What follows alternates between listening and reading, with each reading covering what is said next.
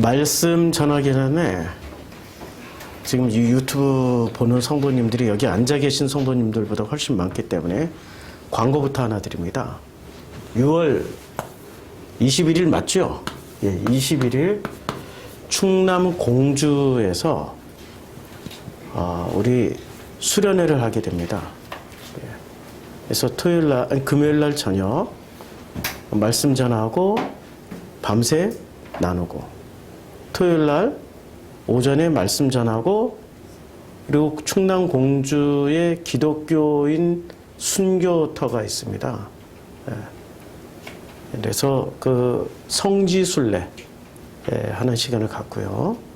그리고 저녁에 또 말씀 전하고 밤새 말씀 나누고, 전하고 나누고, 그리고 주일날은 21일 금요일날, 22일 토요일, 23일 주일은 여기 지금 프로시고마이 교회에서 예배를 드리지 않고요.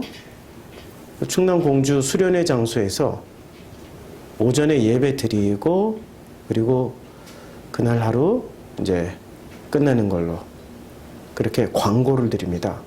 이 광고 자세한 내용은 저희 프로시코마이 교회 교회사랑 밴드와 카페와 그리고 저희 개인적인 그 페이스북에 이 세 군데를 통해서 광고를 할 터이니 참고하시고 꼭 와주시기를 바랍니다. 제가 아직도 아날로그 세대라서요, 이렇게 디지털로 광고를 못하네요. 예, 아날로그 세대 맞네요. 이 아날로그의 장점이 뭔지 아십니까? 아날로그가 장점이 있어요. 아날로그의 최고의 장점은 머리로 살지 않고 온몸으로 산다라는 겁니다. 디지털은 데이터를 검색하면은 컴퓨터에서 키보드 하나 탁 치면은 쫘르륵 검색 나와요. 순식간에 다 찾아내요. 그런데 아날로그는 어떻게 검색을 해야 되죠? 일일이 책 읽어가면서 신문 뒤져가면서 온갖 자료를 산더미처럼 쌓아놓고 단 몇 초에 끝날 일을 일주일이든 한 달이든 계속해서 찾아내야 되는 거죠. 그게 디지털 방식 아니에요? 이렇게 디지털은 한마디로 말하면은 체험입니다. 온몸으로 체험하면서 확인하면서 가는 길이 이게 아날로그 방식이에요. 저는 아날로그 세대로 시작했다가 디지털 세대로 들어온 대표적인 이른바 컴퓨터로 치면 386 세대, 이전에 286 컴퓨터, 이전에 도스 컴퓨터 부터 시작해서 지금은 펜티엄 586이라고 안 하죠. 지금은 펜티엄 몇 급, i7, i9 이런 세대로 엄청나게 발전을 했어요. 이것을 다 경험하면서 살아온 세대가 바로 저희 세대입니다. 저희 그 50대. 그래서 저는 아날로그의 감성을 가지고 있는 디지털 세대인 거죠. 그래서 아날로그의 감성이 뭐냐 이거죠. 아날로그의 감성이 뭐냐면 아날로그의 장점이 있어요. 온몸으로 체험을 하고 체험한 것을 삶의 자리에서 확인을 하는데 무엇으로 확인하냐 이거죠. 돈으로 확인하냐? 명예로 확인하냐? 권력으로 확인하냐? 그건 다르죠. 우리는 무엇으로 확인해야 기독교인이 될까요? 아니, 말씀으로 확인하는 거죠. 말씀으로 확인하기 때문에 우리는 기독교인이 될 수 있는 거죠. 온몸으로 체험한 자신의 삶을 말씀으로 확인받는 게 이게 바로 기독교인입니다. 그러고 계십니까? 자신의 전 인생을, 온몸으로 살아온 전 인생을 온몸으로 체험했던 이 삶의 순간순간들을 말씀으로 확인하고 계시냐고요. 그게 바로 기독교인이라는 거죠. 말씀으로 확인을 하되 어떻게 확인을 해야 돼요? 말씀으로 확인하는데 말씀으로 확인하는 방식이 있습니다. 정답을 찾아가는 방식이 있고요. 하나는 통찰. 정답이 아니고 통찰을 배워가는 방식이 있습니다. 정답을 찾아가는 방식은, 이 길은 바로 지금 예수님이 그 요한복음 10장이 나는 선한 목자야. 나는 선한 목자이기 때문에 내 음성을 듣고 나를 따르면 무엇을 얻어요? 영생을 얻고, 나를 따르지 아니하면 도둑을 따라가는 거고 강도를 따라가게 되는 거야. 정답을 따라가면은 뭐가 될까요? 정답이라는 건 지식의 총결정판 아닙니까? 네, 정답은 지식의 총결정판이잖아요. 그러니까 지식의 총결정판, 그런 지식을 추구하는 사람들이 되는 거죠. 정답을 따라간다는 것은 모든 지식의 결론을 내려주는 게 정답이잖아요. 그래서 그 지식을 따라가다 보면은 어디를 따라가게 되냐? 반드시 영지주의라는 것에 빠집니다. 그러면 요한복음은 영지주의자와의 싸움을 하기 위해서 쓰여진 책이란 말이에요. 근데 사람들은 예수를 따라가지 않고 뭐를 따라가요? 정답을 따라가요. 이때 당시에 정답을 가지고 있었던 분들이 누구셨어요? 바리새인. 바리새인들이 정답을 가지고 있었어요. 조상 때부터 내려오던 정답을 가지고 있었단 말이에요. 조상. 이 바리새인들은 누구를 따라다니는 사람들이었어요? 조상의 유전과 전통을 따르는 사람들이었단 말이에요. 마태복음의 예수와 바리새인의 논쟁에서 예수가 분명히 말씀하셨어요. 예수가? 라고 했더니 어떤 분들이, 아니 정 목사님 왜 예수님 안 하고 설교 시간에 예수라고 얘기하냐고. 그런 분들은 설교 안 들으셨으면 좋겠어. 그냥. 아니 제가 에너지가 딸려. 그냥 예수가 하든 예수님이 하든 내 마음속에 이미 예수님에 대한 뭐가 있어요? 존경심이 있고 그분만이 길이요 진리요 생명이라는 그 바탕이 있기 때문에 저는 추워도 의심하지 않아요. 내가 언제나 내 사랑하는 아내에게 요새는 여러 가지 아내의 명칭이 되게 많더라고요. 꼭 뭐를 붙여요? 아내님. 여기서 바뀌어서 또 아내님이 느님으로 바뀌어요. 느님. 아내 느님으로 바뀌어요. 무엇의 합성어죠? 최고로 존경한다는 하나님의 하나님과 아내를 합치는 아내 느님이 돼요. 제가 언제나 제 사랑하는 아내를 아내님, 아내 느님 이렇게 부르면 어떻게 되겠어요? 관계가 굉장히 좋아지겠죠. 굉장히 좋아지겠죠. 진짜 좋아지겠죠. 아니죠. 진짜로 예수는 우리와 친구 되기 위해서 오신 분이잖아요. 편안하게. 예수라고 말을 해도 이해해 주세요. 꼭 예수님 안 해도 이해해 주세요. 예수님 하시는 분들이 문제 있는 거예요. 그렇죠? 친구는 친구라고 불러야지 친구님. 한 단계 더 나가서 친구, 느님 이러면 안 되는 거죠. 그래서 예수가 분명히 이 바리새인들에게 한마디 했습니다. 너희는 장로들의 유전과 전통을 따른다고. 그렇죠? 그러니까 바리새인은 뭘 붙잡고 있는 사람들이세요? 이제까지 유대인들 사이에 내려왔던 데이터베이스, 장로들의 그 조상들의 데이터베이스가 말을 하고 있는 요 정답을 딱 붙잡고 정답만 가르치고 있었던 분들이세요. 그러니까 대표적인 영주주의자들이 누구세요? 예, 바리새인들이 대표적인 영지란 말은 영적인 지식을 추구하는 집단이란 말이에요. 영적인 것은 종교적인 어떤 지식에서 나온 정답을 말하는 사람들이 영주주의자란 말이에요. 그럼 누가 영주주의자였어요? 바리새인. 그럼 예수는 정답을 말했을까요? 예수의 온몸으로 체험하면서 살아가던 그 삶의 자리에서 확인된 아버지의 말씀을 통찰 정답으로 말했을까요? 통찰로 말을 했을까요? 통찰로 말씀을 하셨어요. 근데 이 통찰은 똑같이 조상과 장로들의 유전과 전통에서 나온 통찰이란 말입니다. 근데 통찰을 하지 않고 바로 장로들의 유전과 전통으로 되는 것 답습해서 이게 정답이야 라고 말했던 바리새인과 예수는 이것을 통찰을 통해서 바리새인들이 말하고 있던 정답을 뒤집어 엎어버리신 분이세요. 엄청난 차이가 있는 거죠. 이런 관점에서 성경을, 이 말씀을 읽지 않으면은 우리는 반드시 누구를 따라가요? 예수의 통찰을 따라갈까요? 바리새인의 정답을 따라갈까요? 바리새인의 정답을 따라가요. 그래서 가르치려고 하지 말라고.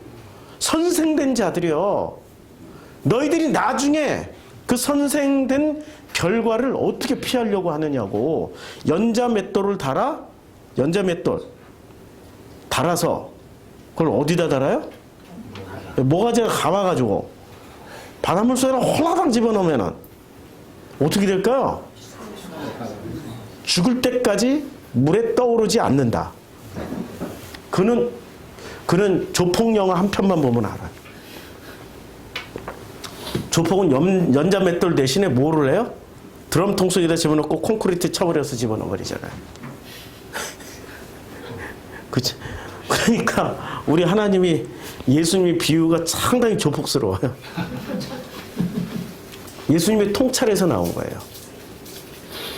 만약에 예수님이 온몸으로 체험하고 확인하는 아버지의 말씀으로 인한 통찰로 말씀하지 않고, 만약에 예수께서 그냥 예수의 신성성을 가지고 이 신성성이기 때문에, 신이기 때문에 신성성으로 바로 정답을 얘기했다. 그러면 요한복음 1장 14절이 필요가 없죠. 말씀이 육신이 되어서 우리 가운데 거하심에 라는 말씀이 필요 없죠. 그렇죠? 그 말 빼버려야죠. 로고스 논쟁이 필요가 없는 거죠. 그런데 말씀이 육신이 되어서 우리 가운데 거하셨다라는 거, 이 과정을 다 거쳤다라는 거예요. 온몸으로 체험을 해서 확인했던 예수의 삶을 통해서 검증된 그 말씀이 예수의 통찰이라는 결과물로 나와서 우리들에게 지금 전달된 게 요한복음이란 말이에요. 요한복음을 이렇게 이해를 하셔야 되는 거죠. 그래서 예수님이 그 통찰을 지금 말씀하고 계시는 거예요. 바리새인의 정답을 말하는 게 아니라 통찰을 말씀하시니까 10장 24절 유대인들이 어떻게 돼요? 예수를 애워싸요. 이때는 죽이려고 애워싸는 게 아니라 너무나도 갈급해서 정답만 받아 먹는데도 아무것도 해결이 안 돼. 정답을 줬는데도 해결이 안 돼.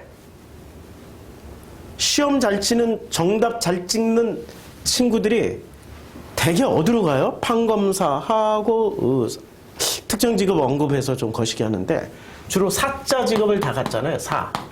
무슨 사. 맞죠?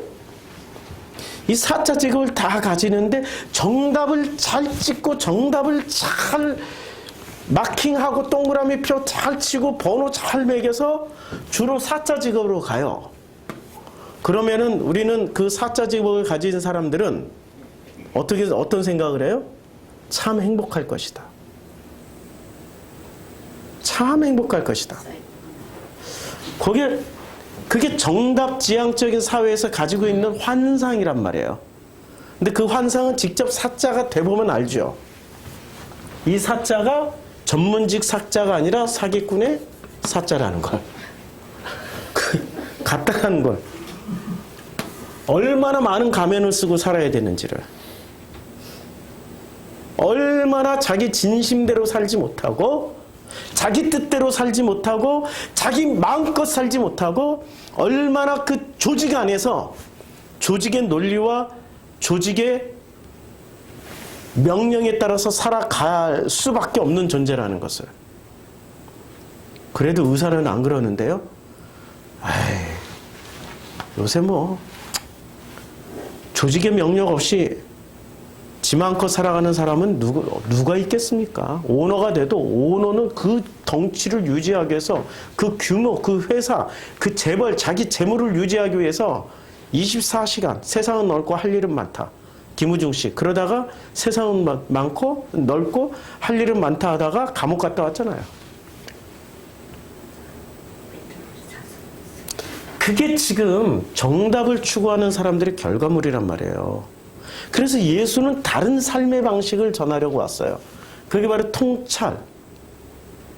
그래서 말씀이 육신이 돼서 우리 가운데 오셔서 온 몸으로 인생을 다 살아내신 결과물을 그 구약 성경이라는 말씀을 통하여서 전하고 계셔요. 그랬더니 이제까지 들어보지 못했던 바리새를 통하여서 들어보지 못했던 말씀을 듣고 싶어서 지금 10장 24절 유대인들이 예수를 애워싸고 물어보는 거예요. 이들이 물어보는데 이 통찰을 더 가르쳐 주세요 라고 물어봐요? 아니면 정답인지 아닌지 확인해 달라고 지금 말씀하고 있어요? 그렇죠. 이르되 당신이 언제까지나 우리의 마음을 의혹하게 하려 하나이까? 아이, 그리스도면 끝나는 거 아니야. 정답이잖아. 그리스도이면 밝히 말씀하소서. 지금 통찰을 듣고자 왔어요? 정답을 확인하러 왔어요? 문제는 유대인들이 뇌 구조가 안 바뀌었다는 거예요. 마음판이 바뀌어야 뇌 구조가 바뀌어요. 생각만 바뀐다고 해서 뇌 구조가 바뀌는 게 아니에요.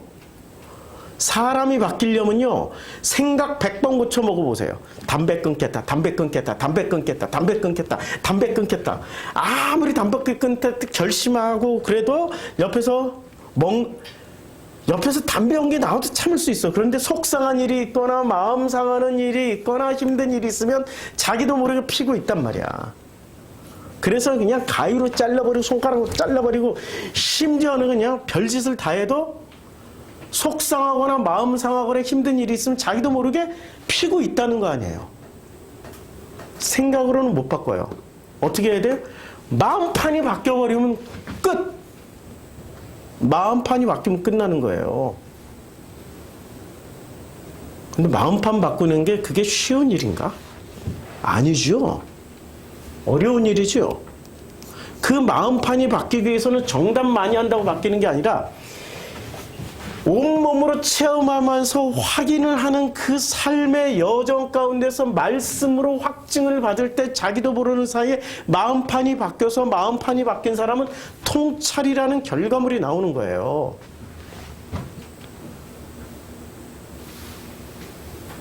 진짜 설교자인지 가짜 설교자인지는 뭐로 구분하면 될까요? 성경 말씀을 통해서 통찰이 나오면 진짜 설교자예요. 그런데 이제까지 존재하고 있던 기독교가 2000년 역사 아니에요. 2000년 역사의 데이터베이스를 돌려가지고 지식 몇 개, 조상들의 장로들의 유전과 전통처럼 이제까지 2000년 동안 있었던 어떤 결과물들이 있을 거 아니에요. 그것들을 다 짜집게 예수 우리 왕 할렐루야 아멘 그분은 우리의 전부이시며 우리의 목자이시며 그분을 따르면 복이 있고 천국 가고 구원받는다는 수많은 데이터베이스들 있을 거 아니에요. 하나님 이제는 그래서 아들이 되어야 됩니다. 신부가 되어야 됩니다. 하나가 되어야 됩니다. 얼마나 멋진 말들이에요. 근데 그걸로 다 만들어서 정답을 만들었어. 근데 문제는 이 사람이 온몸으로 자기의 체험으로 자기 삶을 통하여서 말씀으로 확증받지 않은 정답이라는 거예요. 누구를 통해서 확증받았어요?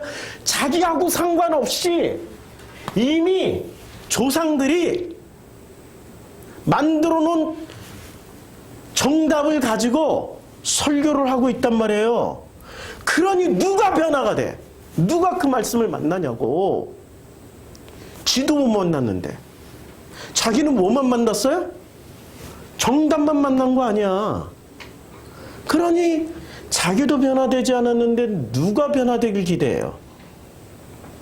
그치요? 근데 저희 교회 오면은 바뀌기 시작해요. 바뀐다니까요. 삶이 바뀌고 자기 마음판 자체가 바뀌어버리니까 이 지나왔던 모든 시간이 재해석이 되어지는 겁니다. 이 지나왔던 이제 거꾸로 통찰을 통하여서 말씀이 읽혀지고 말씀을 통하여서 이게 삶의 전 과정 아니에요. 온몸으로 체험하며 확인했던 그 삶의 전 과정이 역으로 재해석이 되어지는 겁니다. 재해석이 되어집니다. 너무 힘을 줬어요. 제가 그만큼 중요하다는 거죠. 재해석이 되어지니까 이 재해석을 통하여서 뭐를 하게 돼요? 아버지와의 깊은 만남이 이루어지니 통찰이 나오기 시작하는 거죠. 지금 저는 10장 24절 한 절 가지고도 뭐가 나와요? 정답이 나와요? 통찰이 나와요?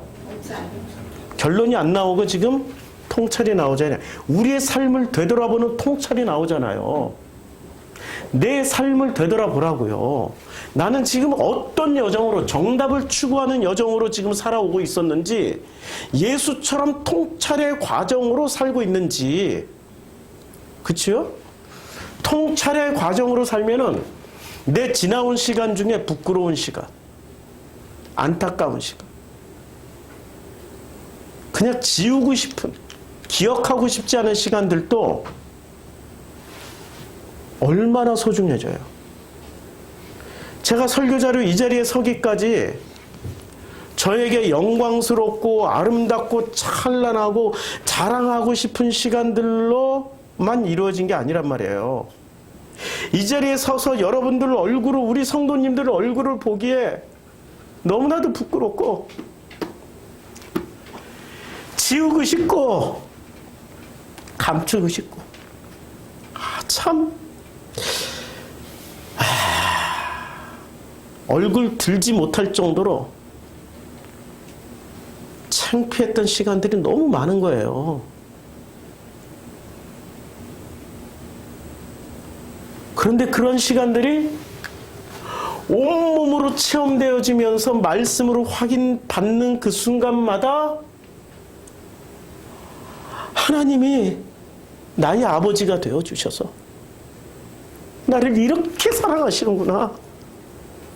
그래서 내가 분명히 드리고 싶은 말씀은 이 세상의 모든 젊은이들이요, 아니 이 세상을 살아가고 있는 우리의 모든 인생들이요, 아프고 힘들고 괴롭고 죽고 싶은 시간에 죽지 마시라. 견뎌내시라. 그냥 온몸으로 살아내시라. 온몸으로 견디어서 체험하며, 그걸 체험하며,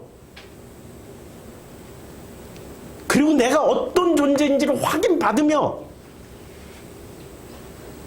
살아내시면 로고스이신 이 말씀이 아버지의 마음으로 해석되어지면서 내 삶을 재해석하는 통찰로 다시 되돌아오게 된다라는 거예요. 그렇게 살고 계십니까? 아니, 그렇게 살으셔야죠. 그래서 그 통찰을 처음 들어본 유대인 역사, 지금 400년 동안 중간기잖아요. 암흑기였잖아요. 유대인 역사, 예수, 말라기부터 예수까지 400년이란 시간이 암흑기였어요. 중간기라고 그래요. 선지자도 없었고 예언자도 없었어요. 그치요?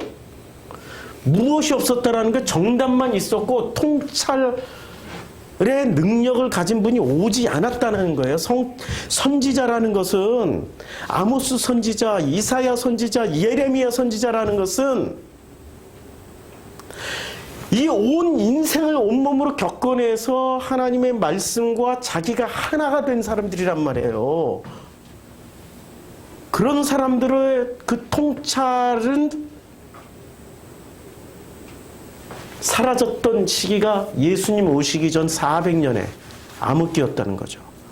그러니 400년 만에 예수님의 말씀을 들으니 이 사람들이 와서 물어보잖아요. 그리스도이면 밝히 말씀하소서. 근데 예수께서 어떻게 대답하십니까? 바리새인들 같으면 어떻게 얘기를 해요? 내가 예수야. 내가 그리스도야. 이렇게 바로 정답으로 들어가겠죠. 우리는 예수가 그리스도라는 거 알잖아요. 그게 정답이라는 거 알잖아요.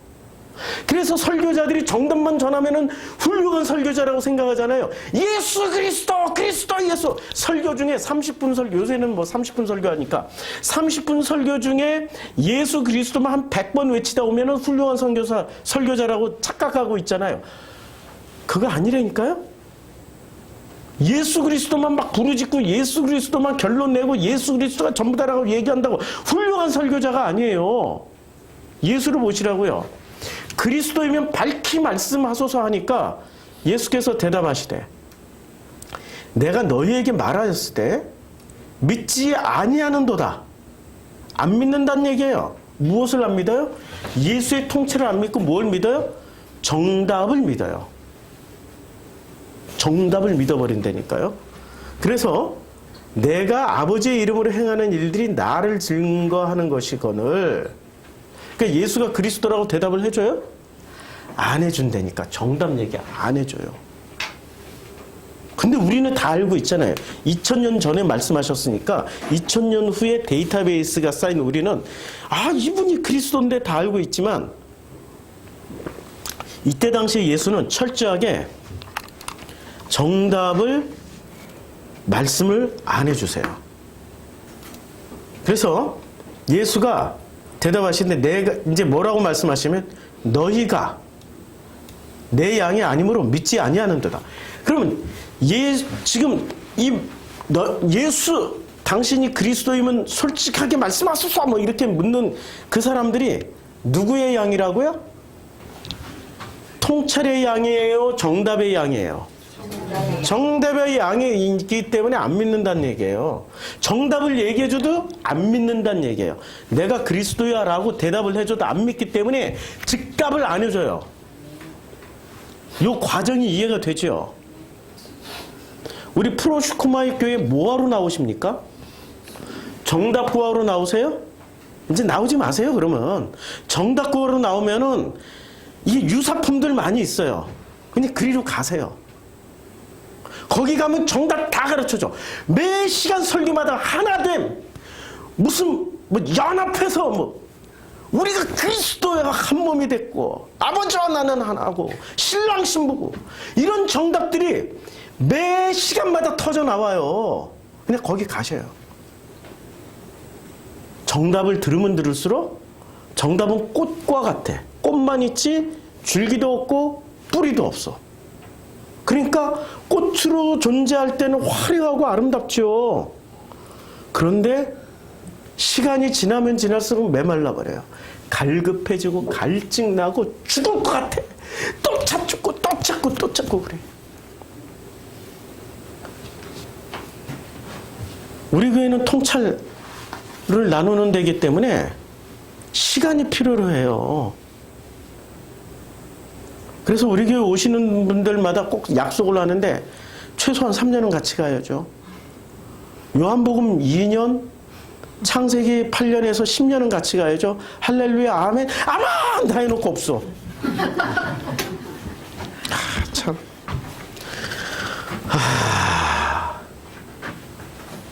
제 인생이 이 복음을 전하기 시작한 게 나이 50대에서 전했어요.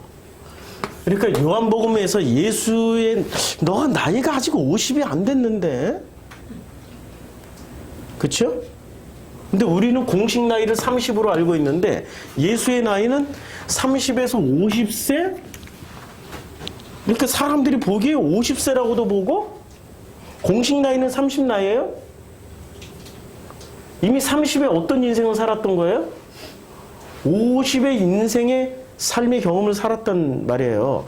제가 이 복음이 지금 전해지기 시작한 때가 50부터예요. 50부터. 만들어진 시간이 50년 걸렸어요, 제가. 50년이란 시간을 걸렸으면은, 자, 50년 동안 이 축적된 게, 이게 꼭 복음만 축적됐습니까? 온몸으로 체험하면서 확인하는 과정이? 아니거든요?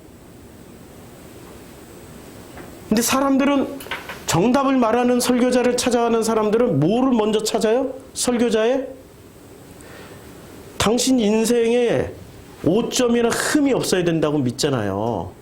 저는 오점 투성이고 흠 투성이에요. 이혼을 했어요. 내가 사랑하는 사람들은 다 나를 버리고 떠났어. 심지어는 가족들마저도 다 버리고 떠났어. 버림 당한 거지. 하도 못돼 처먹었으니까.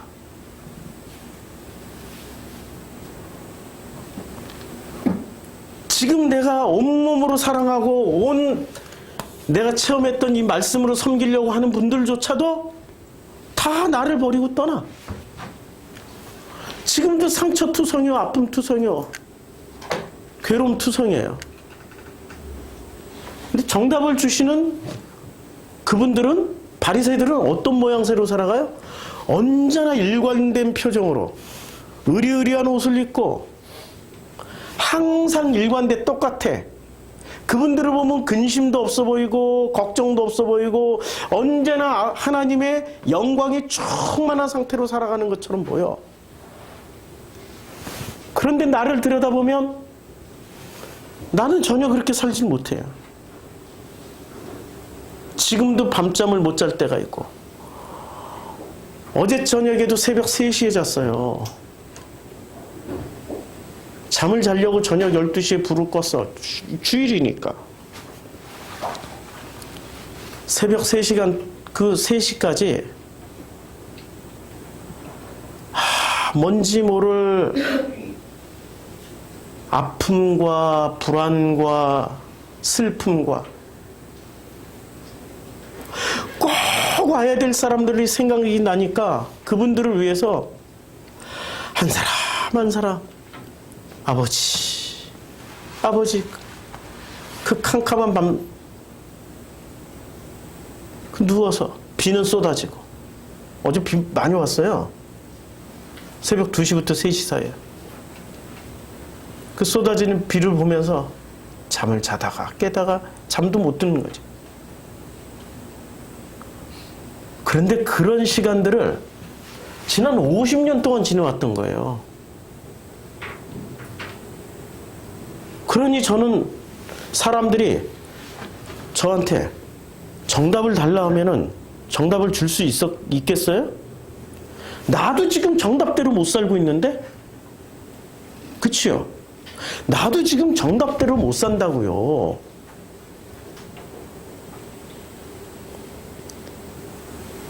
안식을 살고 있어요? 예, 안식 살고 있어요. 평강을 누리세요? 예, 평강 누리고 있어요. 온유하세요? 예, 온유해요.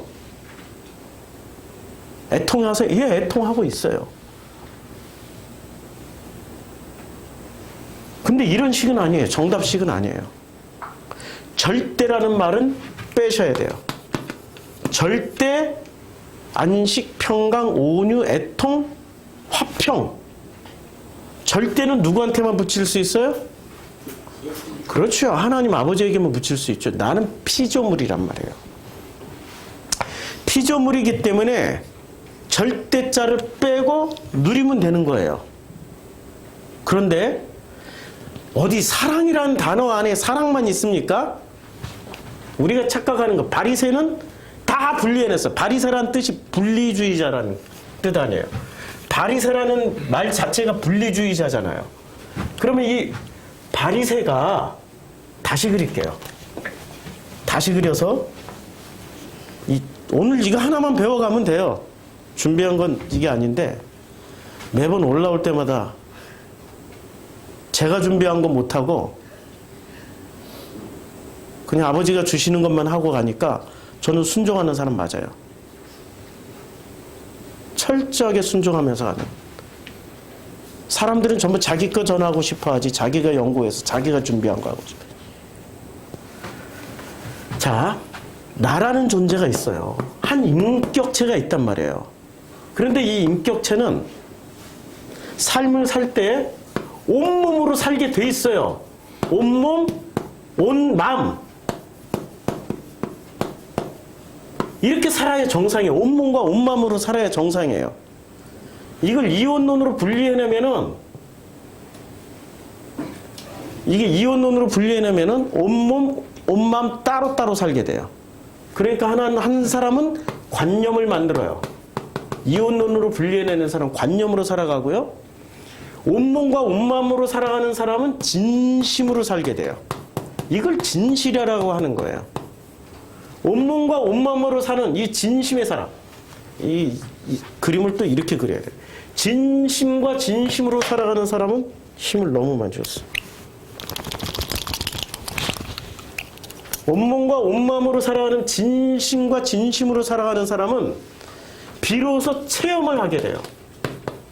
무슨 체험을 해요? 하나님 아버지와의 체험을 하게 돼요. 진심으로 사니까 진심으로 찾게 돼요. 근데 그 진심의 자리는 항상 어디예요?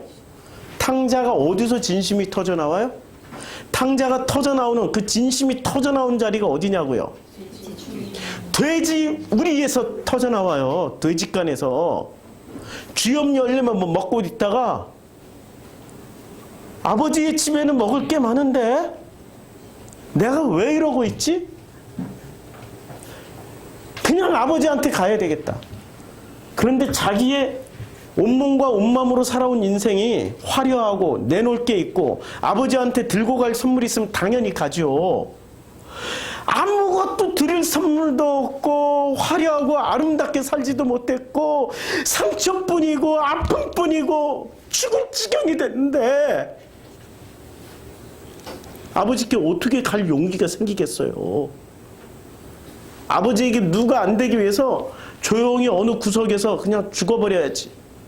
보통 그렇게 생각한단 말이에요. 그렇게 생각하는 사람들이 관념으로 사는 사람들이에요. 자기 이데아, 관념은 자기라는 이데아를 만들어 놓고요. 자기의 현실을 분리를 해내요. 그리고 이데아로 잘 됐을 때는 아버지께로 가요. 하나님께로. 근데 자기 현실이 엉망이면은 자기 죽이기만 해요. 자기 죽이기만 한다니까 자기 죽이기 어떻게 죽여요? 나는 똥이에요. 먼지예요. 이러면서 자기만 죽이고 있어. 자기만. 마치 욥처럼 온몸이 가렵다고 헌대가 나와서 뻑뻑 긁고 있기만 해. 그런데 주둥이는 무슨 말을 해요? 입으로는 이데아를 얘기한다니까 욥이. 아버지가 오셔도 아버지를 못 알아봐. 아버지한테 원망을 하잖아요. 아버지께. 왜 나를 태어나게 하셨냐고. 차라리 못해서 태어나지 말게 하실 거라고. 이러면서 원망한단 말이에요. 맞지요?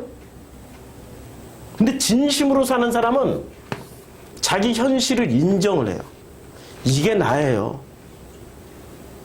그렇지만 아버지 앞에 한번 가보고 싶어요. 마지막으로 아버지 얼굴 보고 싶어요. 그냥 가버려. 그래서 이 체험을 통해서 아버지와의 깊은 만남을 꿈을 꾸게 되는 거죠. 그래서 어떻게 돼요? 아버지를 만나게 되는 거죠. 그렇죠? 온몸으로 살고 온몸과 온마음으로서 진심으로 살게 되는 사람은 자기의 삶에 대한 체험을 통하여 가지고 확인을 하게 되는 거죠. 무엇을 확인해요? 하나님이 내 아버지구나. 확인을 통해서 이제는 내놓는 게 이 관념은 이데아니까 이거는 정답을 많이 줘요. 정답을 쌓아놓고 정답을 못 주고 뭐를 내놔요? 자기 삶을 지나온 삶을 통해서 생각하게 됐던 통찰을 내놔요. 근데 그 통찰을 지금 말씀하고 있어요. 예수께서. 근데 너희가 내 양이 아니에요. 내 양이 아니에요. 무슨 양이었어요? 전부 다 바리새들의 양, 관념의 양. 여기는 책임질 일도 없어. 책임 안 져도 돼. 현실과 분리를 해놨기 때문에. 그런데 내 양은 내 음성을 들어요. 내 양은 어떤 음성을 들어요? 진심으로 살았던 사람들은 아버지의 음성을 들어요. 우리 교회 처음 오잖아요? 처음 오는 사람들에게 제가 그 전에 2014년도, 15년도, 어서 16년도 초반까지 정답을 그냥 줬어요. 정답을 어떻게 줬어요? 여긴 광야예요. 마음껏 살으세요. 종교에서 벗어난 여러분들 환영하고 축복합니다. 그랬더니 진짜로 자기가 자유인이 된 줄 알고 자유야 하면서 제일 먼저 뭐부터 안 해버리는 줄 아세요? 헌금부터 안 해. 그 다음에 기도 안 해. 자기가 종교적인 습성으로 했던 것들 다 안 해. 그리고 자유야. 그게 무슨 자유야? 습관 끊어진 거지 그냥. 자기의 습관 끊어진 거지. 진짜 자유는 마음으로부터 자유케 되는 게 진짜 자유예요. 마음으로부터 자유케 되십니까? 근데 그 자유까지 가려면 최소한 10년 이상은 함께 신앙생활을 해야 된다고요. 내가 뭘 가지고 있는지 어떻게 알아? 50년 동안 이 데이터베이스가 쌓인 건데. 앞으로 어떤 사람은 단어 하나 가지고 10년 동안 우려먹더라고. 단어 하나. 예? 단어 하나 가지고도. 지금 온 인생으로 쌓인 건데. 내가 그들에게서 영생을 주노니 영원히 멸망하지 아니할 것이요 또 그들을 내 손에서 빼앗을 자가 없느니라 이렇게 말씀하고 있어요. 그래서 그들을 주신 내 아버지는 뭐보다 크세요? 만물보다 크심에 아무도 아버지 손에서 빼앗을 수 없게 되는 거죠. 만물보다 크신 거야. 이 모든 여정을 어떻게 만물보다 크다라는 것은 나라는 개인의 삶의 여정을 안에도 들어와 있지만 밖에서 객관적으로 보고 계시다라는 거예요. 이게 만물보다 크시다라는 거예요. 객관적으로 다 보고 품고 계시는 분. 이게 만물보다 크다라는 얘기 아니에요? 우리는 꼭 1차원적인 사고를 가져가지고 우와 온 우주보다 크지네. 커야 믿어. 커야. 그런 사이즈가 아니라고요. 나라는 개인의 삶을 언제나 이렇게 큰 틀에서 보시면서도 언제나 내 삶에서 나와 함께 하시는 그분. 그래서 예수가 뭐라고 말씀하시냐면 나와 아버지는 하나니라 하시는 거죠. 그렇죠? 제 설교는 특징이 있어요. 정답을 잘 주면은 리바이벌이 돼. 그래가지고 여기서 설교 듣고 나면은 동네 사람 자기 가족들한테 막 가르치려고 그래. 근데 나는 정답을 안 주니까 들을 때는 알겠는데 딱 끝나면 설명할 길이 없어. 그치요? 통찰 하나 배워가시면 되는 거예요. 나를 들여다보면 되는 거야. 끝. 그걸로. 아버지와의 관계 확인만 하고 가면 되는 거야. 끝. 그래서 나와 아버지는 하나니라 하신데 유대인들이 못 알아듣는 거예요. 정답 달라고 그랬더니 통찰을 줘. 근데 통찰의 결과가 나와 아버지야. 아버지는 나보다 객관적이시고 그러나 나의 인생에 들어와서 함께 하시기 때문에 아버지와 나는 하나야. 이렇게 얘기를 해줬더니 유대인들이 못 알아듣고 어떻게 해요? 돌을 들어 때려 죽이려고 그래. 가르쳐 주세요. 알려주세요. 설명해 주셔요 했던 이 제자들이, 들으려고 왔던 사람들이 거꾸로 들어서 치려고 하면은 예수보다 많이 알고 있다고 생각하겠어요? 예수보다 모르고 있다고 생각하는 사람들이에요? 많이 아는 사람들이 정답에 정답 하나 더 하려고 온 거예요 지금. 우리 교회는 그런 사람들 오지 마세요. 이제는 정답에 정답 하나 더 해가지고 마음이라는 옷에, 근데 이 마음이 무슨 마음? 새 마음, 헛마음. 헛마음, 낡은 마음. 그래서 이것을 생배 조각을 어디다 붙여요? 낡은 마음에 다 새로운 지식만 계속 더해서 붙여. 그러니까 뭐가 돼요? 짜집기. 포도주에 새 포도주를, 이게 새 마음을 낡은 마음에다 부으면 어떻게 돼요? 터져버려. 둘 다 못 쓰게 돼. 이렇게 새 마음은 어디다 부어야 돼요? 새 푸대. 새 마음에다 부어야 된단 말이에요. 지식 하나 더 하려고. 그런 지식은 유사품들 많으니까 가서 그냥 거기 가서 영원히 공부하세요. 나도 이제는 좀 말 함부로 해야 되겠다. 이제는 다 사랑할 여유가 없네 진짜. 불과 얼마 전까지만 해도 다 품고 가려고 그러다 보니까 어제 새벽 3시까지 잠을 못 자는 거 아니에요. 이제는 알아서들 가시고 나는 내 갈 길 갈 거야. 당신들이 내 삶에 먹고 사는 걱정 안 해줘도 돼. 이제까지 하나님이 다 먹여주고 재워주고 살려주셨단 말이에요. 망할 것 같은데 이렇게 홍제동 시절 알잖아요? 홍제동 시절보다 얼마나 더 커져서 왔어요. 아무도 후원해주는 사람 없었고 아무도 무슨 뭉탱이 똥 가져온 사람 없었어요. 복음학교 하겠습니다 했더니 바로 장소 나왔잖아요. 걱정 안 해도 돼요. 그런 저희가 걱정하는 거 그런 걱정이 아니고 그 한 영혼이 너무 안타까워서. 왜냐하면 내가 살아왔던 그 시간을 되돌아보니까 마치 나와 같을 거라고 생각을 해서 나와 같지 않다라는 것도 알았어. 이제는. 자, 대표적으로 우리가 알고 있는 고정관념이 깨져야 정답 정신이 깨져요. 이 정답을 말하는 사람들과 통찰을 말하는 사람들 사이에 정답과 이 통찰 사이에는 엄청난 차이가 있어요. 통찰은 자기 인생 전체를 되돌아보기 때문에 어느 한 순간만 찍어서 얘기하지 않아요. 전체를. 아버지는 객관적이잖아요.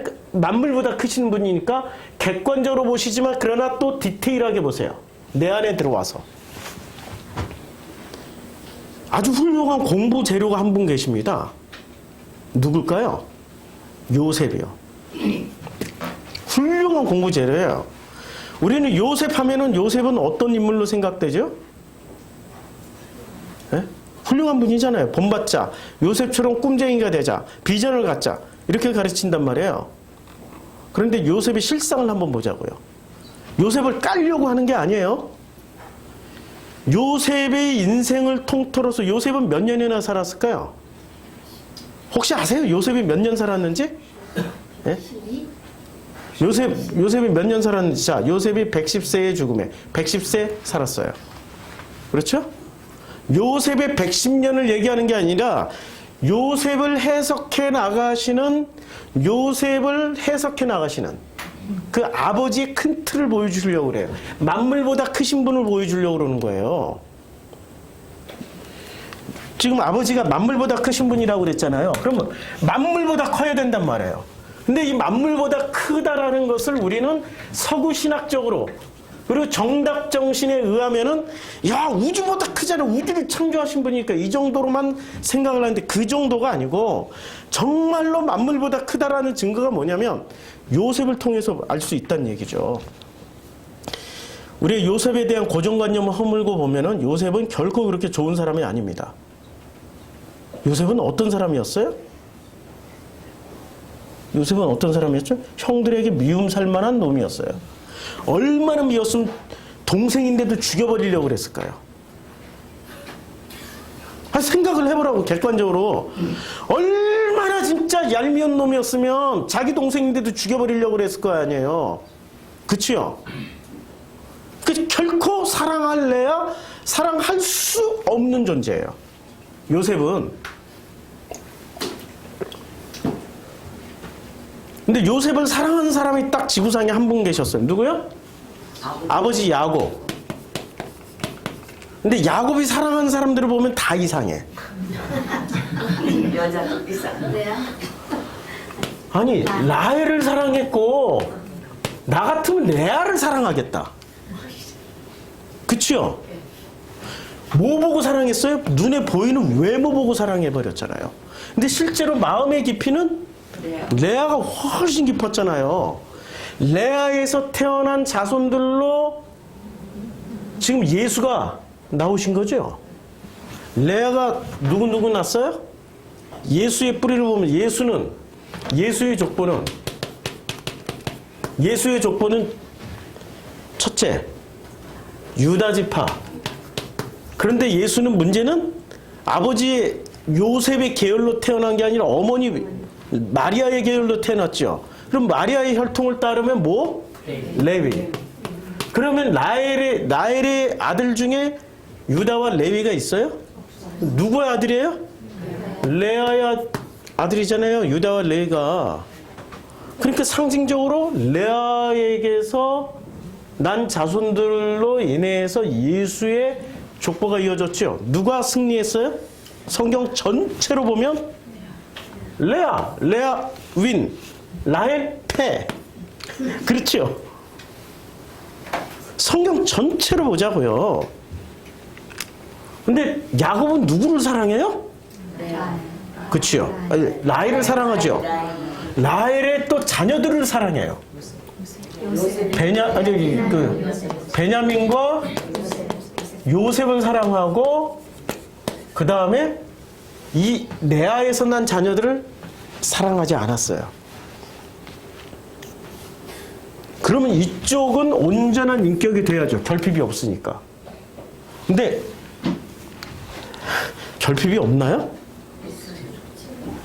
이쪽도 결핍, 이쪽도 결핍. 사랑을 받아도 결핍, 사랑을 안 받아도 결핍. 왜냐하면 야곱 자체가 이미 심성이 삐뚤어져 있으니까. 보는 눈이나 이런 게 큰 틀에서 보지 못하고 뭐를 봐요? 그럼 야곱은 도대체 무슨 축복을 받은 거야? 외모의 축복. 외향적인 축복. 무슨 축복을 그저 껍데기로만 아는 거예요. 설명 잘 해주셨어요. 이렇게 말씀하신 거였죠. 축복이라는 것을 눈에 보이는 세속적인 어떤 확인하고 만지고 소유할 수 있는 정도로만 생각을 해버린 거예요. 아버지의 축복을 받을 때. 그런데 마지막에 죽기 직전에는 그 축복의 개념이 바뀌죠. 마지막 유언을 면밀히 살펴보면 눈에 보이는 데서 내면의 세계로 들어가요. 바뀌어요. 그런데 그때까지 요셉이라는 사람이 그러면 야곱이 사랑했어. 이렇게 다 이상해 지금. 요셉도 이상할 거죠. 예측 가능하죠? 얼마나 이상한지 보자고요. 고정관념을 빼고 보자고요. 고정관념을 빼고 봐야 하나님의 크신, 만물보다 크신 하나님을 확인할 수 있어요. 자, 47장, 창세기 47장에 보면은 어떤 내용이, 기근이 더욱 심해져요. 사방에 먹을 것이 없어요. 애굽 땅과 가나안 땅이 기근으로 황폐해져요. 그래서 요셉이 곡식을 팔아 애굽 땅과 가나안 땅에 있는 돈을 모두 거둬들여 그 돈을 어디로 가져가요? 바로의 궁으로 가져가요. 하나님에게 드려야 되는데 바로에게 일단 바쳐요. 자, 그 다음에 돈을 다 거둬들이니까 돈은 없지요. 그러니까 돈이 떨어져요. 어디에? 애굽 땅과 가나안 땅에 돈이 떨어져요. 그러면은 요셉이 돈이 떨어지니까 뭐를 다 걷어가요? 가축을 내라 해서 가축을 요셉에게 끌어오니까 요셉이 그 가축을 다 누구한테 갖다 줘요? 바로에게. 그리고 가축도 다 주고 나니까 뭐만 남아요? 토지. 몸과 땅만 남아요. 성경은 토지, 이거 땅, 마음이라고. 몸과 마음을 다 걷어들여서 누구한테 갖다 줘요? 바로. 전부 다 땅이 전부 뭐가 돼요? 바로의 소유가 돼요. 맞죠? 그러니까 하나님께 충성한 종이에요? 바로에게 충성한 종이에요? 애굽 시스템은 바로가 만들었어요? 요셉이 만들었어요? 요셉이 만들었죠. 애굽 시스템은 어떻게 만들었냐면은, 자 보세요. 추수의 5분의 1을 누구에게 상납해요? 바로에게 상납. 하나님은 겸손하게 11조만 받는데 바로는 하나님보다 더 세게 10의 2조를 받아버려요. 지금 10의 2조잖아요. 5분의 1이면 10의 2조를 받아버려요. 그리고 말을 어떻게 해요? 하나만 주고 5분의 4는 너희가 가져. 얼마나 남는 장사야. 5분의 4는 너희가 가지고 5분의 1은 바로에게 바쳐. 와, 끝내주는 종이죠. 이런 종 하나만 우리 교회에 들어오면은 대박 되겠다. 우리 교회 오면은 못 견디지. 오늘 계속 직면하라고 하는데. 자, 토지의 종자로 삼고 너희의 양식으로 삼고 너희 가족과 어린아이의 양식으로 삼으라. 그렇죠? 그래서 요셉이 애굽 토지법을 세워요. 그러니까 마음의 법칙을 다 세워버려요. 그리고 전부 다 토지의 소유를 뭐로 만들어요? 바로의 소유로 다 만들어요. 그치요? 놀라운 일이에요. 이러면은 요셉은 하나님의 사람이었을까요? 바로의 사람이었을까요? 그럼에도 불구하고 요셉은 하나님의 사람이야라고 우기고 싶은 분들은 근거를 가져오라고. 성경에 있는 근거를 가져와. 그렇죠? 그래 대화가 될 거 아니에요. 자기의 삶 속에서 통찰하게 된 그 말씀을 가져오라고. 정답 가져오면 상대도 안 해버릴 거야. 이제는 피곤해. 정답이 있잖아요. 2000년 동안 쌓아놓은 정답 가지고 그거 가지고 와서 뭐 우기려면은 그냥 나하고 싸우지 말고 이웃 동네 되게 많아. 그리로 가시라고. 자기 삶 안에서 충분히 숙성시킨 그 말씀을 가져오라고. 그러면 대화가 되겠죠. 자, 그래서 이걸 보면은 이스라엘 족속이 어떻게 됐어요? 그 결과로 애굽 고센 땅에 거주하며 거기서 생업을 얻어 생육하고 번성하게 돼요. 그러니까 아니 하나님이 왜 이런 일을 바로에게 몽땅 다 갖다 바치는 일을 허락을 하셨을까? 대전제가 뭐예요? 하나님은 아버지는 만물보다 크다. 이거예요. 얼마나 큰지 보여드리려고 지금 하는 거예요. 얼마나 큰지. 아브라함을 선택해서 이삭, 야곱, 그 다음에 요셉까지 요 4대에 걸친 결과물이 뭐였어요? 결과물이 우리는 여기서 이 정도 결과물이면 여기서 바로 예수가 나오든지 엄청난 선지자가 나오든지 대단한 성경 건축을 통해서 하나님께 영광 돌리는 일이 나올 걸 기대한단 말이에요. 근데 뭐가 나왔어요? 아니 아브라함, 이삭, 야곱의 이 결과물이 뭐를 세워버렸어요? 하나님을 세우지 않고 누구를 세웠어요? 바로를 세웠다니까요. 아이러니란 말이야. 아이러니. 근데 하나님은 이걸 왜 허락을 하셨을까요? 이걸 허락하신 이유를 찾아야 될 거 아니에요. 자, 허락하신 이유는 바로 그 출애굽기 1장 가면 바로 나옵니다. 야곱의 허리에서 나온 사람이 모두 70이요. 요셉과 그 형제와 그 시대의 사람 다 죽고. 그리고 이스라엘 자손이 어떻게 됐어요? 애굽으로 간 이후로. 예. 그러니까 바로에게 충성한 대가로 뭐가 됐어요? 생육, 불어나고 번성하고 매우 강하게 됐어요. 온 땅에 충만하게 됐어요. 온 땅에 가득하다는 충만이란 말이에요. 이 장면이 어디서 나와요? 창세기 1장 29절에 나와요. 창세기 1장 29절을 보시라고요. 하나님은 28장. 하나님은 그들에게 복을 주셨어요? 그게 복이에요. 지금 분명히 복을 주셨어요. 하나님은 그들에게 이르시되 어떻게 해요? 생육하고 번성하고 땅에 충만하라. 그러면 바로에게 충성한 게 지금 뭐라고 결과물이 나왔어요? 창세기 1장 28절의 결과물이 나왔단 말이에요. 어떻게 설명을 하겠냐고 이걸. 통찰이 안 되면 이거 설명 불가능하다고. 맞잖아요. 어떻게 설명하냐고요.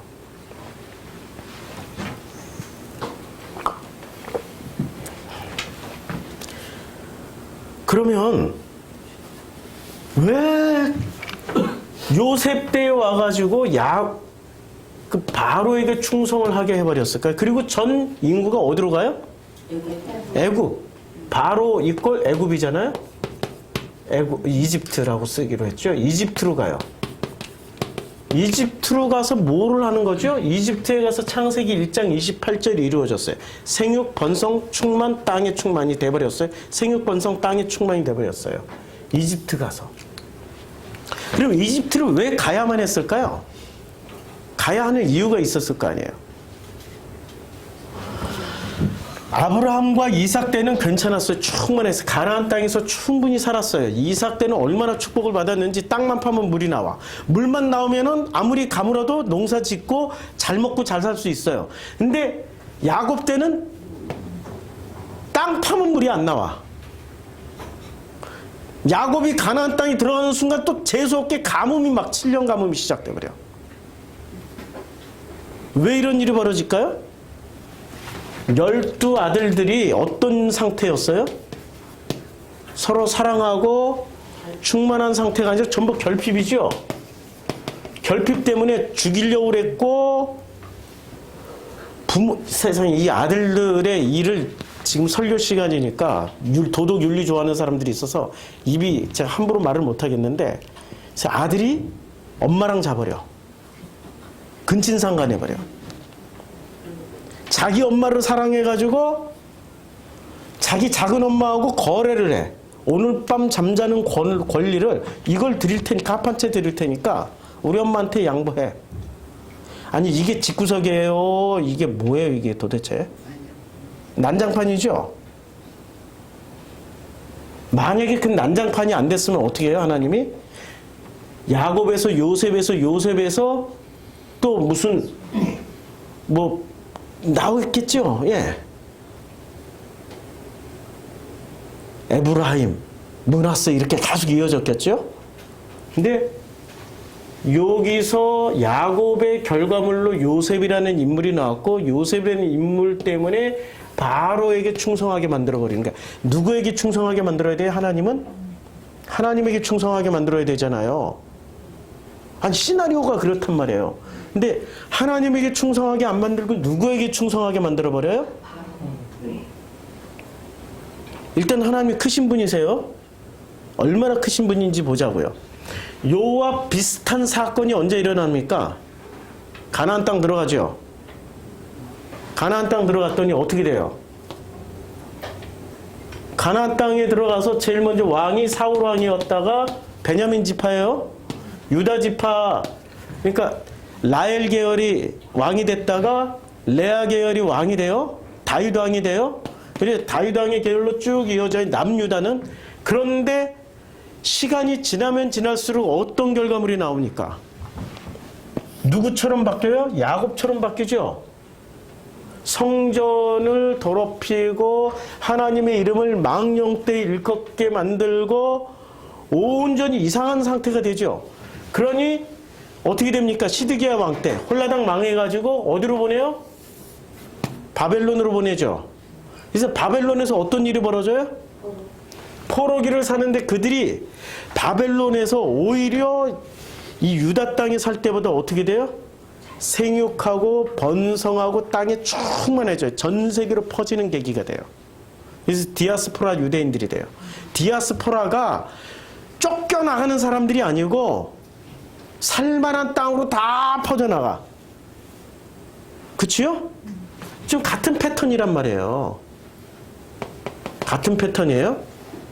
자, 그럼 껍데기로만 보면은 그러면 요셉은 구원 받았을까요? 못 받았을까요? 이런 바로에게 충성시켰는데. 구원 못 받죠. 어디서 나와요? 창세기 50장을 보자고요.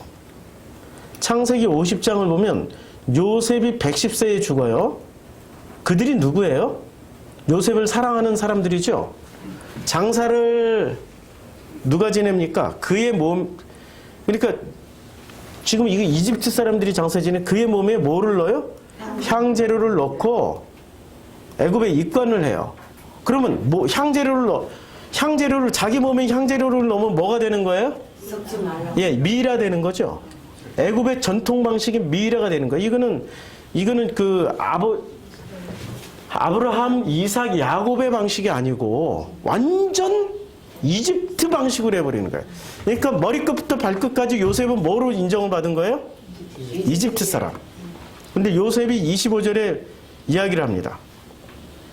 이야기를 해요. 이제 또 이스라엘 자손에게 맹세시켜요. 이르기를 하나님이 반드시, 누가 하라고요? 하나님이 반드시 당신들을 돌보시리니까 당신들은 여기서 내 해골을 메고 올라가겠다. 어디로 올라가요? 24절. 요셉이 그 형제들에게 이르되 나는 죽을 것이나 하나님이 당신들을 돌보시고 당신들을 이 땅에서 인도하여 내사 아브라함과 이삭과 야곱에게 맹세하신 땅에 이르리라. 어디로 가겠다는 얘기예요? 지금 몸은 누구에게 충성을 해요? 바로에게 충성하지만 진짜 마음은 어디에 가 있는 거예요? 하나님께 가 있는 거죠. 그렇죠? 그런데 이 사람이 지금 요셉이 이후로 몇 년 동안 여기에 있게 돼요? 요셉이 죽고 몇 년 동안 애굽 땅에 미이라가 돼 있어요? 400년. 400년간 어디에 묻혀 있어요? 이집트 땅에. 그러면 요 시대 아브라함, 이삭, 야곱, 요셉 시대에는 자, 아브라함부터 요셉까지는 구원의 조건이 있죠. 어떻게 해야 구원받아요? 첫째는 조상에게로 돌아가야 돼. 그러면 아니면은 막벨라굴에 묻혀야 돼. 그치요? 이 두 가지 요건 다 충족을 시켰나요? 50장 24절부터 26절까지 보면 아무것도 충족이 안 돼 있어요. 그러니까 400년 동안 이 사람은 구원받았다는 확증이 없는 거야. 그치요? 확증이 없어요. 그래서 이제 출애굽을 할 때 요셉의 관을 들고 나옵니다. 요셉의 관을 들고 나오는데 여호수아 24장 32절에 그 장면이 나와요. 24장 32절에 보면은 또 이스라엘 자손이 애굽에서 가져온 요셉의 뼈를 이제 400년 동안은 뭐로 있었어요? 미라로 있었어요. 이것은 철저하게 이집트 방식이에요. 그런데 이 미라에서 뭐로 바뀌어요? 뼈로. 미라와 뼈의 차이점. 미라와 뼈의 차이점. 죽었어도 미라는 생전의 모습 그대로지만 뼈다귀는 모든 껍데기가 다 사라지고 알맹이만 남은 상태란 말이에요. 그치요? 그 알맹이만 가져가는 거예요. 사람들이 존경했던 위대하게 생각했던 뭐든 상관없어. 일단 미라 가지고 나오는 순간은 미라였지만 광야 40년 동안 뭐로 바뀌어요? 지금 요 40년 동안 400년 동안은 미라로 있었지만 40년 동안 뭐로 바뀌어요? 뼈로 바뀌죠. 그 뼈를 어디에 장사를 지내요? 세겜에 장사를 지내요. 자, 세겜 땅이 어떤 때인지를 한번 보자고요. 창세기 33장이 나와요. 창세기 33장에 보면 야곱이 이제 창세기 33장 19절에 보면 18절 19절에 보면 이렇게 되어 있습니다. 18절 19절에 이제 야곱이 바단 아람에서부터 평안히 가나안 땅 세겜 성읍에 이르러 세겜 땅이 나오죠? 자, 그가 장막을 친 밭을 세겜의 아버지 하몰의 아들들의 손에서 페크시타에서 샀어요. 그리고 거기에 제단을 쌓고 이름을 엘로헤이스라고 불렀어요. 엘은 하나님 이런 뜻이에요. 하나님 우리들의 하나님 이스라엘의 하나님이라고 불렀어요. 그러니까 세겜 땅은 이미 뭐를 한 거예요? 하나님의 땅이라고 선포를 했죠. 그런데 이 조상들은 아브라함, 이삭, 야곱은 전부 어디에 묻혔어요? 요셉은 막벨라굴에 묻혔어요. 그런데 요셉은 아직도 무덤이 없이 돌아다니고 있어. 440년 동안. 그러다가 드디어 어디에 묻혔어요? 이 조상들과는 다르게 세겜 땅에 묻혔어요. 그럼 세겜과 막벨라굴은 위치가 어떻게 될까요? 같을 때일까요? 자, 보세요. 예루살렘이 여기 있고요. 세겜 땅은 여기 있어요. 세겜 땅은 지금으로 치면은 예수님 당시로 치면 사마리아 지역이에요. 이게 사마리아 땅이에요. 그러면 막벨라굴은 어디 있을까요? 막벨라굴은 자, 세겜 땅은 어디 있었어요? 여기 있죠? 그러면 막벨라굴은 여기 지금 막벨라굴이 여기 있어요. 예루살렘 근처에. 그렇죠? 완전히 달라요. 그러면 요셉이 아직도 구원을 받은 상태인가요? 아닌가요? 못 받아요. 그렇죠? 성경을 깊이 있게 통찰 있게 읽으면 구원을 못 받아요. 그런데 구원을 못 받았지만 예수님이 구원을 시켜줘요. 어떻게 해요? 예수님이 구원 시켜준다니까요. 어디서요? 요한복음 4장이 나와요. 요한복음이 자, 그래서 예수께서 제자를 삼고 세례를 베푸는 것이 요한보다 많다는 말을 바리새인들이 들어요. 그래서 예수께서 친히 먼저 유대를 떠나 다시 갈릴리로 가시고 사마리아를 통과하는데 사마리아의 수가라는 동네에 이르니 요 땅이 무슨 땅이에요? 야곱이 그 아들 요셉에게 준 땅이 가까워요. 야곱이 그 아들을 위해서 딴 상이 무슨 땅이에요? 세겜 땅. 얼마 주고 샀어요? 베크시타를 주고 샀어요. 그런데 거기에 지금 예수님 시대까지 출애굽해서 예수님 때까지 얼마나 시간이 흘렸어요? 1000몇 년이 흘렸어요. 그치요? 그러니까 요셉이 죽고 400년은 이집트 땅에 있다가 40년은 광야의 셈에다가 뼈다귀가 되어서 그 땅에 묻힌 지가 440년이요. 그리고 그 땅을 가나안 땅 정복하고 들어가서 그 땅을 정복해서 예수님 시대까지 1000년이 훨씬 넘는 시간이 걸렸어요. 1600. 거의 뭐 그냥 대략 우리는 퉁쳐가지고 퉁추해서 한 2000년 정도 걸렸어. 2000년 동안 이 뼈다귀는 구원을 못 받고 있어요. 예, 아무도 정답을 줄 수가 없었어요.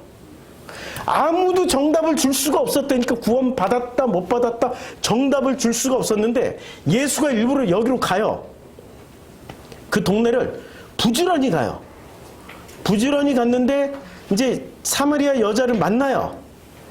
근데 유대인으로서 어찌하여 사마리아인 여자에게 나에게 물을 달라 하나이까 하니 이는 유대인이 사마리아인과 상종하지 아니함이러라. 그렇죠? 그러니까 예수께서 대답을 해요.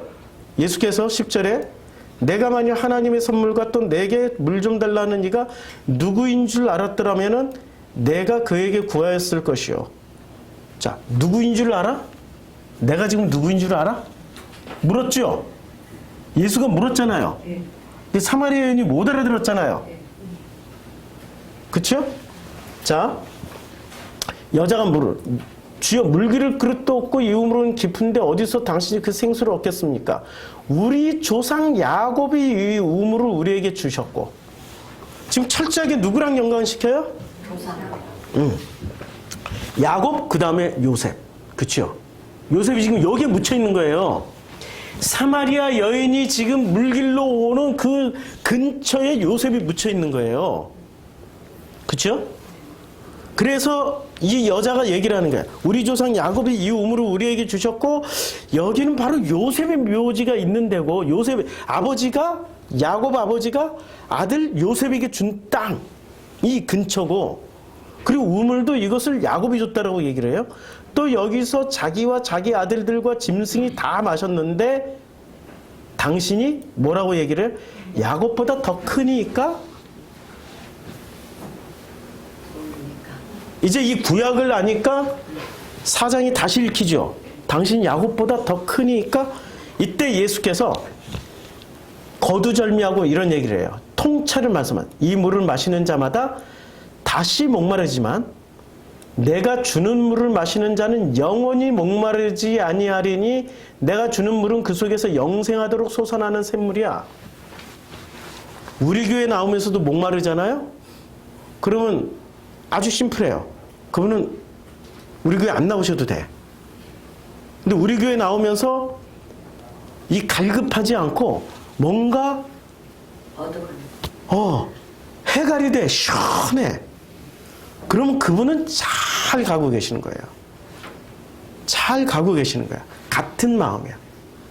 하나님이 이 마음판을 같은 마음을 주셨어. 그게 내 양이야. 예수가 말씀하셨던 그게 자기 양은 목자의 음성을 알고 따라와요. 그러니까 해갈이 되는 거예요. 한때 우리 교회에 있던 분들이 한때 어느 교회로 왕창 이동을 했어요. 엄청 많이. 심지어는 해외 성도들까지 이동을 했어요. 근데 그 해외 성도들 중에 한 분이 제 설교를 히브리서를 듣다 목사님 하나님 만났어요. 눈물로 간증하고 고백해 딱 도로 또 그리로 갔어. 왜냐면 정답을 주니까 거기는. 나는 정답을 안 주고 계속 무슨 말을 뱅뱅 돌리는 것 같고 이상한 말 하는 것 같고 헷갈리는 말만 하는 것 같으니까 그리로 가버렸어.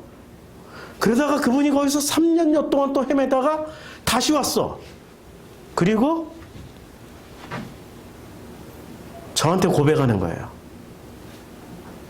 목사님의 말씀을 듣다 보니까 정답이 아니라 모든 그 말씀 목사님의 삶 전체를 통하여서 터져 나오는 그냥 고백으로 이제 들리고, 그 고백을 자꾸 듣다 보니까 자기의 삶이 해석이 되어지고 지나온 자기의 삶도 통찰하게 되더라는 거예요. 너무너무 행복하다는 거예요. 지금은 너무너무 행복하다는 거예요. 어제 저녁에도 통화했어요. 잠이 안 와가지고. 그럼 미국은 낮이잖아. 여기는 새벽이고. 잠이 안 와 통화를 하는데 눈물로 같이 통화를 했어요. 드디어 내가 전하는 이 메시지가 뭔지를 드디어 알아듣기 시작하는 분이 프로슈크만이 개척한 지 6년 만에 나오기 시작하는 거예요. 제가 지금 전하는 메시지가 만물보다 크신 아버지의 그 사랑을 전하고 있는 거예요. 정답 몇 개 가지고 이게 정답이라고 나를 따르라고 하는 그 가짜들이 아니고, 그게 도둑이요. 강도요. 절도예요. 따라다니면 죽어요. 근데 영원 그 속에서 영생하도록 솟아나는 뭐가 돼요? 샘물이 되리라. 이 여자가 얼른 그 말을 받았어요. 그런 물을 내게 주사. 목마르지도 않고 또 여기 물길로. 이제 지금 1차원이잖아요. 그치요? 아시겠죠? 그래서 이 여자가 선지자로소이다라고 만났어요. 우리 조상들이 누구예요? 야곱과 요셉이죠? 이 산에서 예배하는데 당신들의 말은 예배할 곳이 예루살렘에 있다 하더이다. 그때 예수께서 예루살렘은 뭐를 주던 자리예요? 정답 주던 자리죠? 네. 정답 주는 곳이잖아요. 근데 예수께서 뭐라고 말씀하세요? 여자여, 내 말을 믿으라. 이 산에서도 말고 예루살렘에서도 말고 너희가 아버지께 예배할 때가 이르는데, 이게 지금 장소 개념으로 말씀하시는 게 아니라 예수가 뭐라고 말씀하세요? 신령과 영과 진리로. 영이 뭡니까? 마음이잖아요. 마음. 요한복음 4장 23절을 한번 보자고. 요한복음 4장 23절에 보면은 영과 진리라고 얘기를 하는데, 4장 23절이 이때라 참으로 예배하는 자는 신령과 진정으로. 이게 뭐예요? 지금 신령이라고 말하는 게 푸뉴마죠. 푸뉴마는 뭐예요? 마음이란 말이에요. 마음과 온 마음으로, 제가 말씀드렸죠. 온 마음으로, 전심으로, 온몸으로. 마음이 어디 담겨 있어요? 몸에 담겨 있죠. 그러니까 마음을, 진짜 마음을 표현할 때는 온 몸과 온 마음이라고 표현하잖아요. 얼마나 우리는 성경적이에요. 이론론적이야. 이론론의 헬라의 이분법적인 사고가 아니란 말이에요. 온 몸과 온 마음으로 신령과 진정, 진리, 알레테이야. 이게 진리란 말이에요. 온 마음으로 그 진리 안에서 예배를 드리면은 어떻게 돼요? 그게 바로 이때라. 아버지께서는 자기에게 이렇게 예배하는 자들을 찾으신다. 예배는 그럼 뭡니까? 예루살렘에 가서 정답을 구하는 게 예배예요? 아니면 온 몸과 마음으로 삶을 살아내면서 체험하면서 확인하면서 그 말씀 가운데 확인받으면서 이 말씀을 예수처럼 통찰을 통해서 자기의 지나온 삶을 재해석하는 게, 그게 신령과 진정이라는 거예요. 그렇게 살고 계세요? 그렇게 살으시라고 지금 이 4장이 나와요. 그러니까 하나님은 영이시니 예배하는 자가 영과 진리로 예배할지니라라고 말씀하고 있죠. 그렇죠? 하나님은 영이시라고 말씀하고 있어요. 자, 4장 24절. 그러면 하나님은 영이시니라고 말씀하실 때 영이 뭐라고 돼 있어요, 지금? 푸뉴마잖아요. 그러면 하나님은 영이에요, 마음이에요? 그렇지. 온 인생을, 자기의 인생을 진심으로 온 몸과 온 마음으로 살게 되면은 그 마음이 내 마음이 되는 거죠. 푸뉴마가 내 푸뉴마가 되는 거예요. 그래서 하나님은 영이시니 예배하는 자가 신령과 진정으로 예배 드리게 되는 거죠. 예배라는 단어가 뭐예요? 프로슈퀴네예요. 예, 우리는 프로슈코마이고 같은 계열의 단어예요. 그게 예배가 되는 거예요. 그게 프로슈코마이가 되는 거죠. 그치요? 자, 그러면 예수가 지금 요한복음 4장에서 사마리아에 와서, 사마리아가 무슨 땅이요? 지금 이 여자를 만날 때 세겜 땅에까지 오셔서 뭐를 시켜준 거예요? 누구를 구원시켜줬어요? 요셉. 예. 요셉을 어떻게 구원시켜줬어요? 지난 거의 2000년이에요. 꼭 2000년이 따지지 마시고 거의 2000년 동안 이 뼈다귀, 미라로 400년 살다가 40년 광야 생활 중에 미라가 변하여 뼈다귀 되고 이 뼈다귀가 세겜 땅에 묻혀있는 그 오랜 시간 동안 암흑으로 무덤 속에서 언제 내가 아버지를 만날까?